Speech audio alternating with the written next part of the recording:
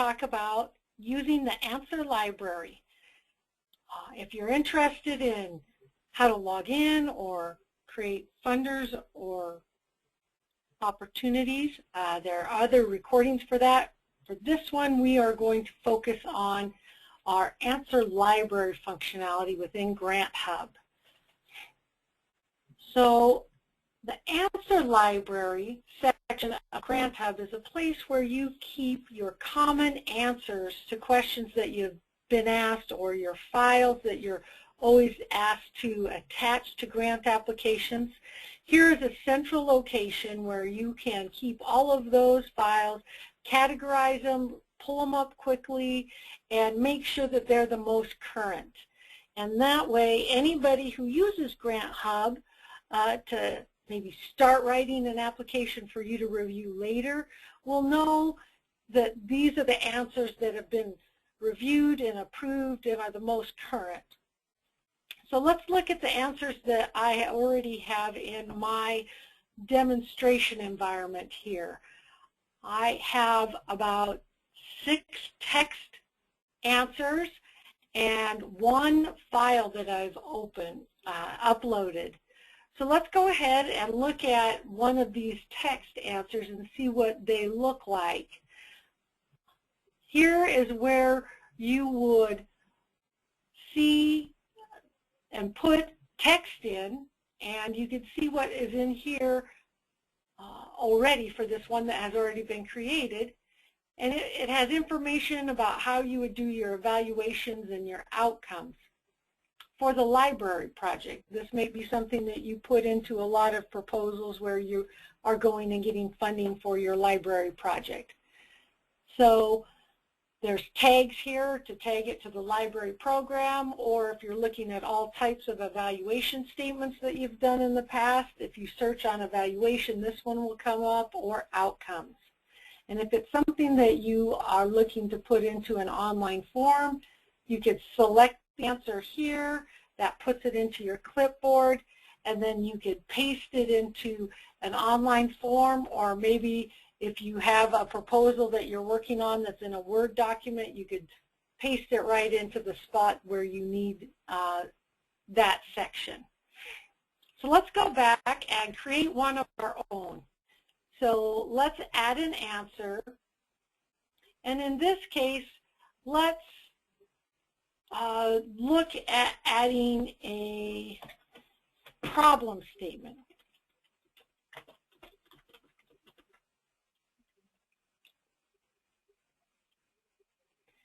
And the owner would be whoever is putting it in, or whoever should keep and make sure that that is a fresh answer and it hasn't expired. So, and here is the date that you could set. If this is something that never expires, like your 501c3 letter, then you could put a date far out in the future. If it's something that has quarterly information, or you know when you're putting it in here that it'll only be good until May, then you need to update it again, then you could put the appropriate date here, and then when you look at that answer in the table, it'll show up as red, in that you better be careful if you use it because the date has expired. So in this case, I want to go and look at some previous grant documents, and I want to find something that I've used in the past and put it into this example. So let's, in this case, I should have named it mission statement. So I have a Word document with my mission statement here for puppies behind bars. So I'm going to, whether I copy that from my website or from another document, and go back to my answer library, and I want to name that mission statement. And then I can come over here and paste that into my answer space. And so now when I save this, that answer will be available to me under the mission statement here.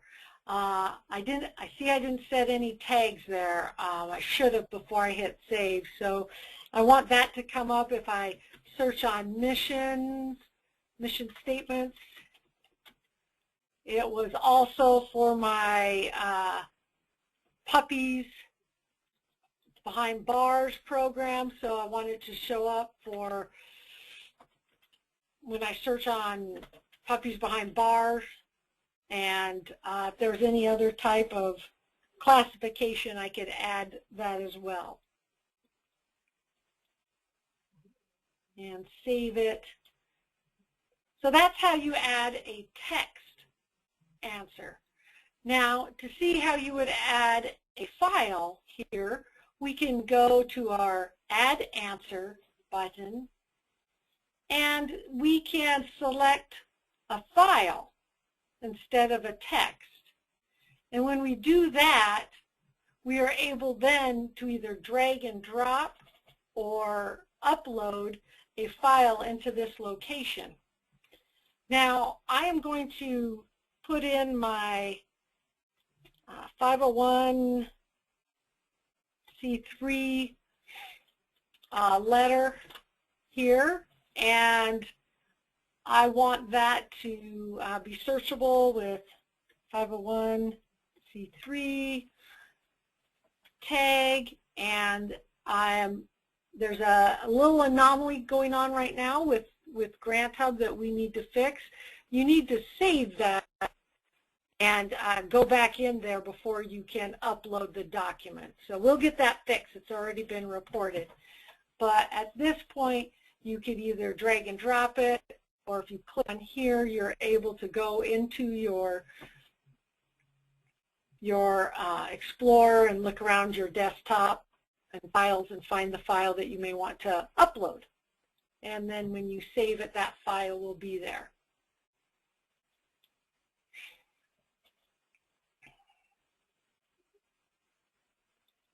The other functionality that I want to remind people about is if they are starting a document by using some of their answers in the library. You can select the ones that you want. Perhaps you search on your library project, and it just filters all of the ones that are associated with your library program, and you select those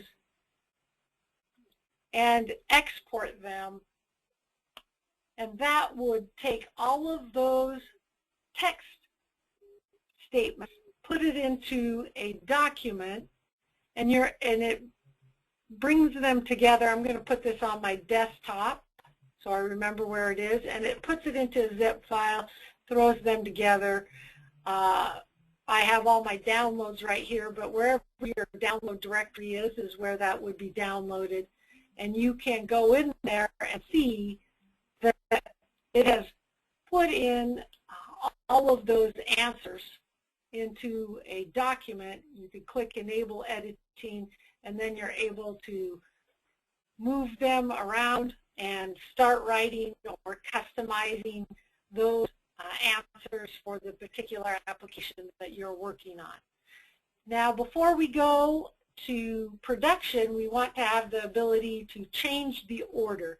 For instance, if you wanted the evaluation and outcomes to be at the bottom and your target audience and need statements to be up near the top, that is something that you could reorder prior to hitting the export button.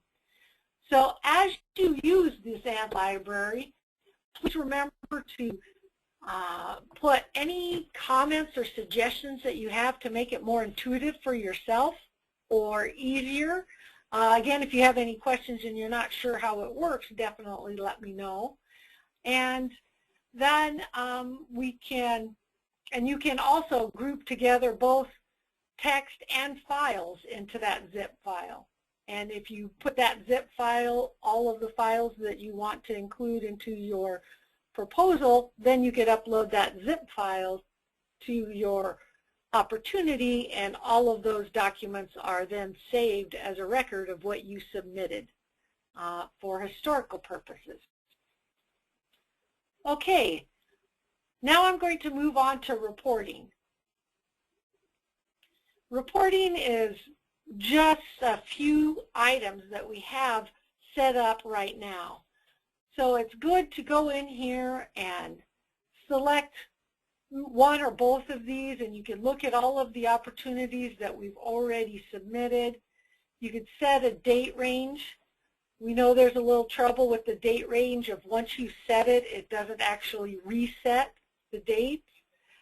So that is something that we're going to fix real soon.